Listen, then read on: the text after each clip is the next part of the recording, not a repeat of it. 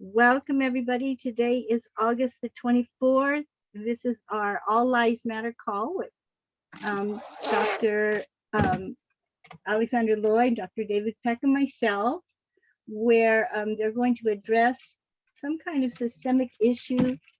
It's usually different every week. But before we get to that topic, and we're waiting for Alex to join us, I'm going to share this disclaimer.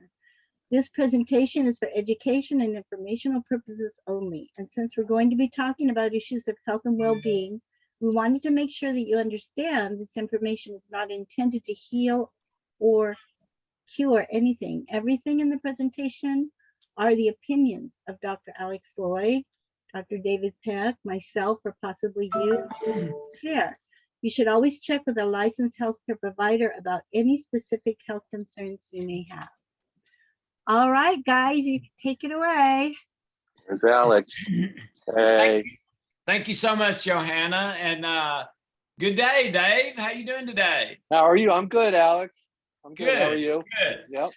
I'm Alex Loyd. This is Dr. David Peck. He's a double board certified surgeon in New York, professor for many years at Columbia, semi-retired now, and I think deciding that he didn't have anything better to do than to help me with this stuff, that and jazz. And by the way, Dave, I was watching, I saw a television commercial last night for a new drug, and they cut away to a really nice looking gentleman with an Asian ancestry who was playing the alto saxophone.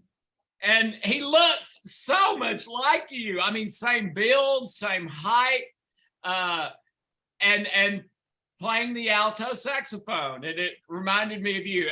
Ladies and gentlemen, David plays alto sax in jazz clubs in New York. I think that's really maybe his first love or close to it. Yes, it was. Okay, today, and if you're new to us, we are trying to help 1 million to 1 billion people increase their emotional well-being by at least 100% in the next year. That's what we're trying to do. And we don't want you to follow us. We want you to walk with us. And we are giving people everything they need to do that for free because we want to change the world in a love, joy, peace way, instead of like it's happening so much today in an anger, fear, and anxiety and stress way. So can I jump in for a second, Alex? Yeah. So I just wanted to say thanks for the introduction. I have been the emergency room physician who has given you the bad news, the OR surgeon who came out to tell you the procedure was fine, the ICU doc that says there's end-of-life issues, all that stuff. I spent my life in there. I did research. I wrote papers and grants. I developed the research. And then 5 years ago, basically, I'm realizing that, I'm sorry to say, I think we're missing the point. And Dr. Alex Loyd is right on the target, basically. You know, he's addressing the source, and I'm looking at our whole healthcare system and the way that we're managing things, and I'm saying somehow we're missing it. And like I'm sorry to ramble on, but I was like saying, and the stress issue, medical school, we didn't learn about stress and disease, and and it's huge now. We know this. So Alex Loyd, thank you so much for leading the way. You're opening people's eyes. You've opened my eyes, and that's why I'm here. I'm here because this is the real deal. It's changed my life, and so we want to change other people's lives for the better, also because we see, and it must be frustrating for Alex because he sees the truth. He sees what can be done. He's seen it happen to people's lives, and yet, sort of up against the powers that be, what have you. So listen, let's support him. Our job is to keep him happy and keep him going. You know what?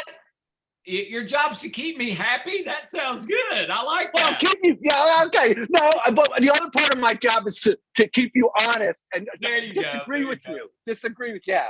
Okay. All right. Well, today, each week, we're talking about a different life issue. And I believe that over the course of a year, we'll probably deal with about every issue anyone could ever have. And today we're talking about systemic pervasive negativism. And if this is not the biggest issue on the planet, it's easily top 5. And I'm going to say just 2 things and then pass it over to Dave. Both of these research studies were by Scientific American, which is a highly regarded American research journal, one of the top as far as respect. Both of these were published in Scientific American. One that has found that the average person, and hear that word, average, leans 80% to the negative. Hour in, hour out, day in, day out. 80% to the negative. Well, what does that mean? It means you're in stress almost all the time because the negative puts you into physiological stress, okay? Second research study, Scientific American. Our memories have literally devolved over like the last 4 or 5 millennium. Instead of evolving, they've devolved as each new generation has taken their negative and trauma memories and passed them to the next generation. The next generation takes those, puts their own on top of that, passes them to the next generation. So over 4,000 or 5,000 years of that, we have gotten more and more and more negative because the second research study published in Scientific American found that approximately 50% of what you believe is true about your own life and the world is simply not true. Mm.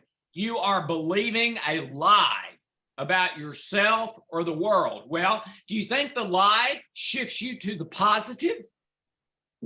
Never. Shifts you to the negative. So 50% of what you believe is true isn't. And chances are, if you're an average person, you lean 80% to the negative, which means it takes a good bit of effort if you're going to think or go to the positive. So it's hard to do. And it gets real burdensome over a month or 2 or 3. That effort usually breaks you down, and then you revert back to where you were before you started. Okay? So Dave, I'll pass it to you. Okay, thanks, Alex. So I'm really not looking forward to this. I never enjoy sharing things about myself that are, make me vulnerable. Anyway. But we're dying to hear them. I guess so, yeah. So, so last week we talked about a area of behavior, the risk behavior, thrill-seeking, misbehaving, that kind of thing. So this week we're into a limiting belief. And this is the negativism or pessimism. So, this really relates to my, love life and dating life and all that. But, there were 2 major events that occurred very early on that I've spoken about here before that really shaped my behavior going, and they were limiting beliefs. And one was this Donna Greenberg story where, I was a young boy and, had this interaction with Donna Greenberg, pretty and all that. And then my father just humiliated, made so much fun about me, when I confided in him that I never wanted to ever confide in anybody, that I liked somebody or I was attracted to someone. In fact, it led to the point where, I would just never just avoid I would never even engage with anyone that I was really attracted to, And so anyway, so that was one. And then the second one was this, we had this molestation thing. It was like a penis size checking kind of thing that occurred. Yeah. So that created a huge, psychological, am I big enough? Especially for a guy, especially for Yeah. a guy.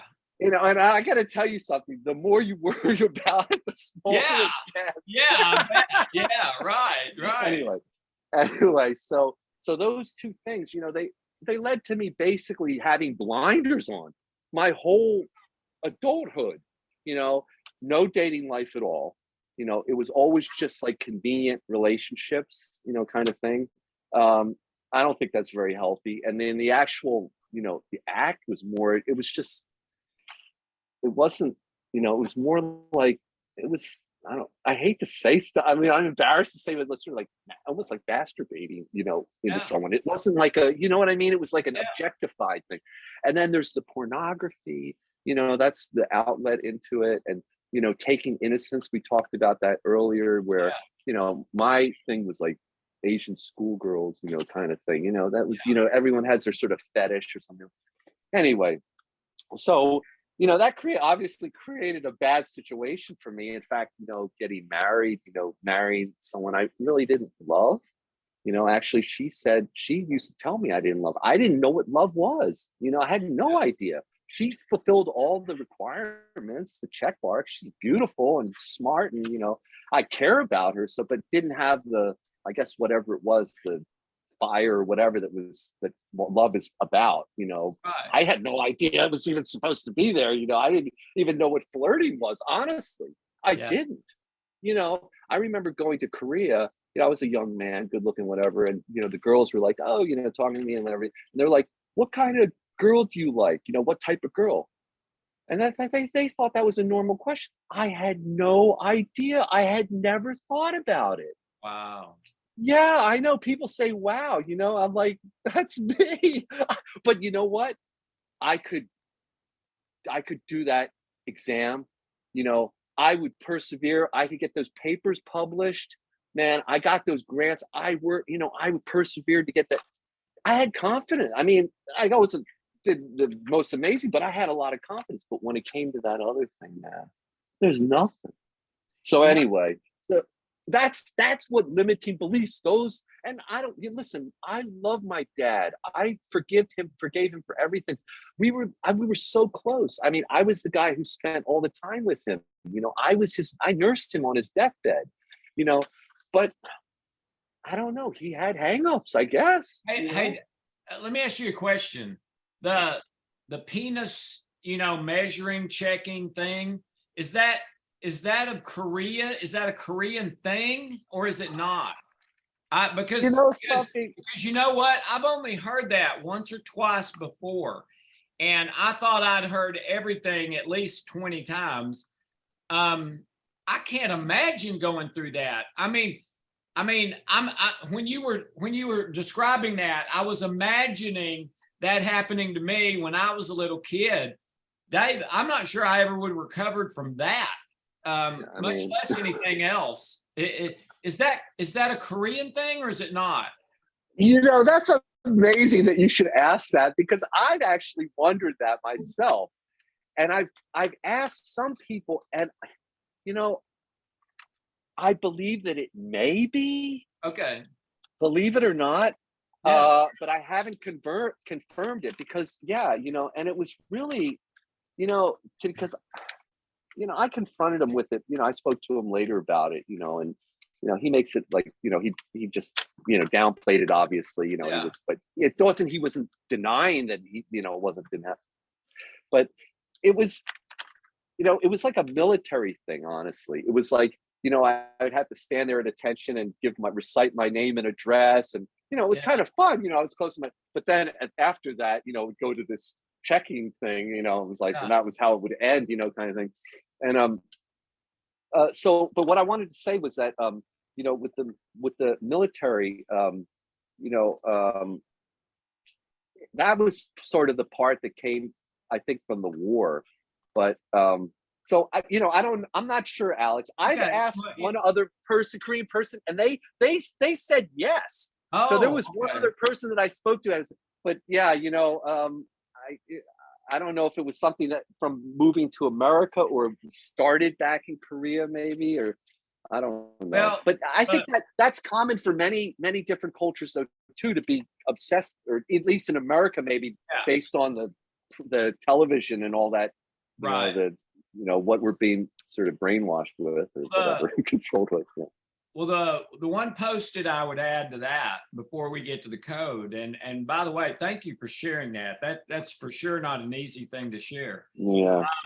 But I've talked forever about the research that, this is like parenting 101 now, that everybody knows that kids need a 10-to-1 positive ratio to have emotional well-being as an adult, and hopefully not a bunch of traumas in addition to that 10-to-1. But the thing about that is not all positives and negatives are created equal. Okay. A negative that's, for instance, Dave, you threw your socks on the floor. Can you please put those in the hamper? Okay, that's a negative. But that, compared to the penis measuring, checking thing, is, that one, I would say, Dave, it just a wild guess.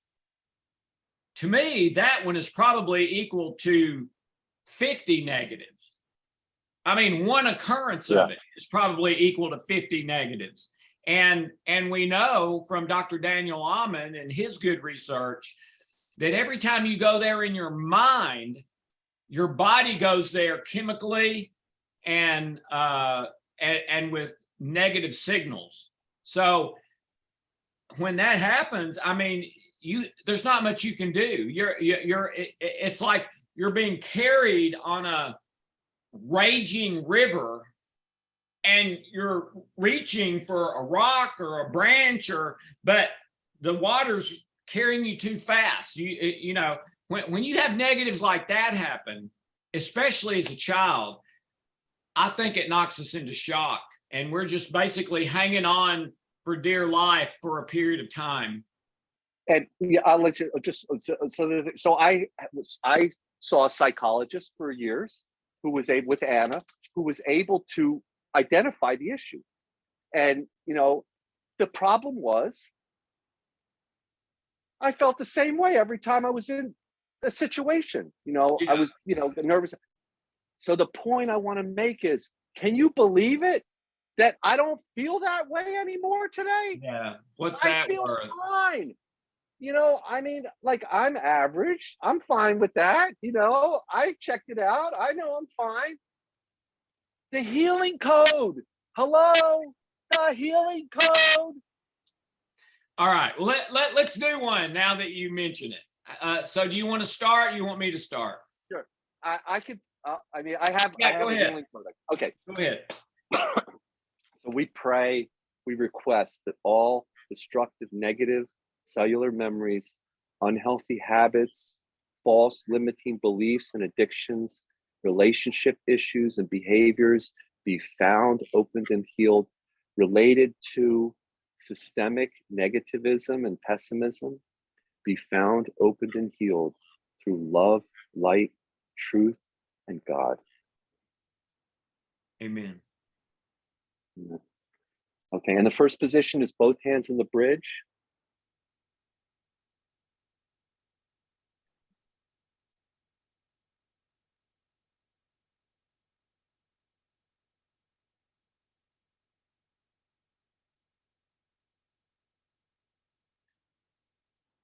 Left second position, left hand bridge, right hand jaw. Left hand bridge, right hand jaw. For systemic negativism.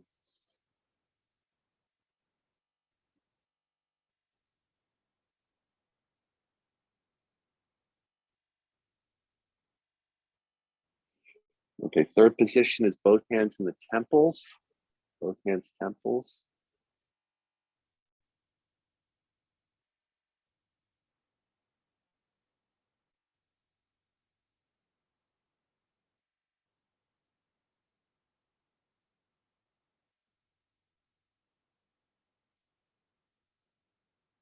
Okay, fourth position, left hand temple, right hand bridge.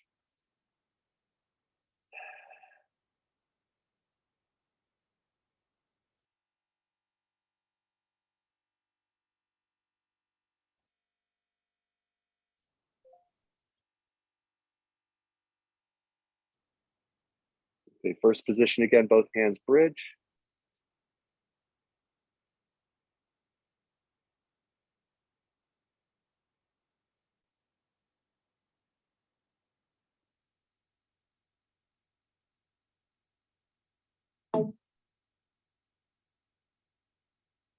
Okay, left hand bridge, right hand jaw, second position, healing code 1. All healing code 1 positions. Okay.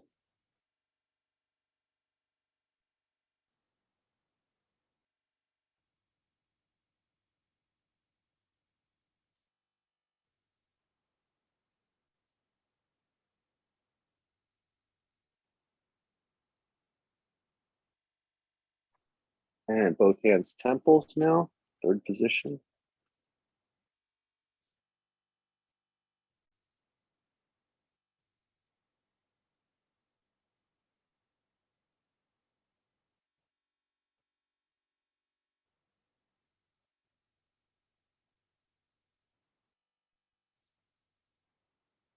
And the fourth position, left hand temple, right hand bridge.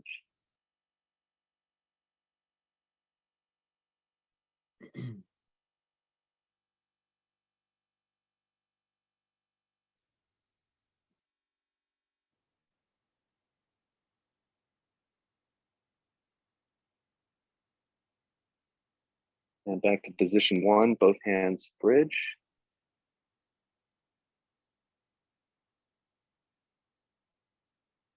Systemic negativism. Okay, that's 2 cycles. All right. Deep breath from the stomach. All right. Custom acupuncture points. Let's start with collarbones, temples, chin, side of the hand, temples again, sore spot, under the nose, thumb, under the arms, under the eyes, middle finger, eyebrows, middle of the chest, 9G. Tap on the gamut spot continuously, eyes open, eyes closed, eyes open, eyes down to the left, down to the right, circle your eyes, circle back the other way. 1, 2, 3, 1, 2, 3, 4, 5. All right, now both hands brainstem. This is basically your unconscious mind and everything it's connected to. Slow, deep breaths from the stomach. Don't try to make anything happen. If anything, back away and allow it to happen. Your mind and body know exactly how to fix these things.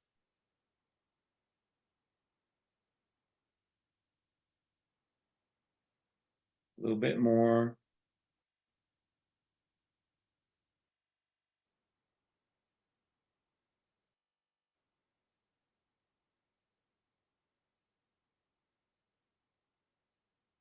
Okay, let's activate governing and conception vessel 4 times in a row, please. 4 times in a row.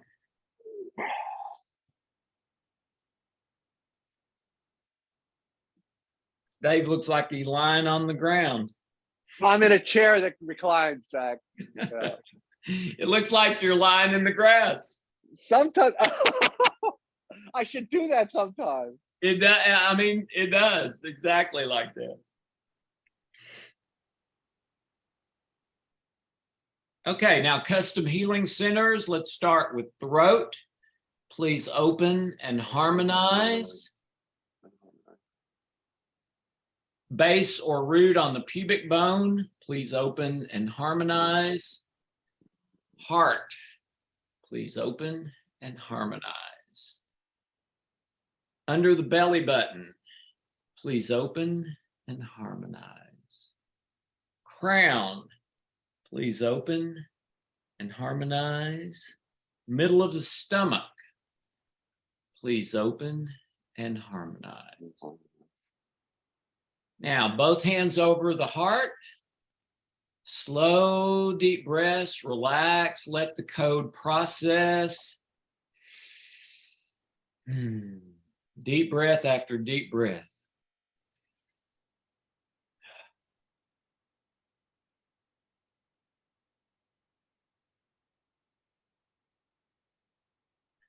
When you're ready, take a look at the 0 to 10 and make a note of that. And then open your eyes whenever you're ready. And by the way, just a little fun fact. I've been doing this with using acupuncture points in one way or another for about 26 years. 26 years. Probably several thousand people I've worked with personally. David is the only person I have ever worked with that when I do the hum, count, hum at the end of the 9 gamut, he does not hum happy birthday like I do. Every other person, I mean 100%, Dave, thousands of them, every one of them repeat what I'm doing except you. And you go your own way, and that proves how weird I am. No, I think it proves how brilliant you are, actually. But that's just a little fun fact. JoHanna, do we have any questions? We have one question. It's from Marilyn. I'm going to ask her to open her unmute. Hi, Marilyn. Hi, Marilyn. Good morning. Hello, Alex. Hello, David.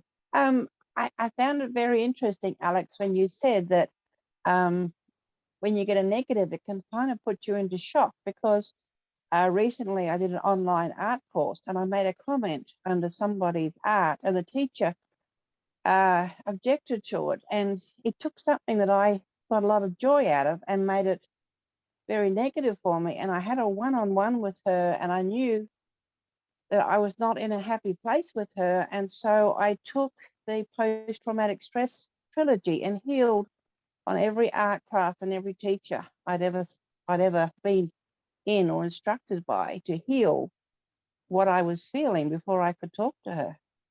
Oh, wonderful. That's wonderful. Yeah. Great, yeah. Great job. And yeah, and so if you're watching this, and I think we're up to over 1,000 people a week now who are watching this, which is great. We started with 1. Tell your friends. But if you're watching this, that's exactly what we want you to do. We want you to watch these, or to think, okay, this is my issue, but that's not the one they're talking about this week. Let me go back, because all of them are posted, and find the one where they talked about my issue and do that. And that's what we're here for. We're not here to talk. I mean, we do talk as part of it, but we're here for you to heal. Okay. So thank you so much, Marilyn. That's exactly what we're here for. Thank you. You sound great this week, Marilyn, because Marilyn calls in. You sound very, very balanced and sound really good. Oh yeah. I know. I know I'm a whole different person. The way I relate, I'm a lot less stressed. And actually doing this art course pushed so many buttons for me to heal, because it's very negative when your work is beside somebody else who is such more skilled. I would probably put the word at drawing or painting. It really can push the insecurity button, inferiority button. So yes, quite a bit of healing has been done. So if you're watching this and you have noticed that when someone is negative with you, or pessimistic or whatever, and all of a sudden after they're negative with you, you feel different in not a good way, that's normal, okay? But don't just go for a cup of coffee or a beer or to watch a movie to distract you or whatever. Do one of the interventions and heal that booger, okay? Because if you don't, it's going to be adding to your stress load every day for the rest of your life until you do. We think that we cannot think about these things, and that means they won't bother us. No, not thinking about them means they're going to bother you more. If you actually confront them, do an intervention, and pull the lie out and pull the fear out, now you just dumped your stress barrel and you're going to be lighter and freer for the rest of your life.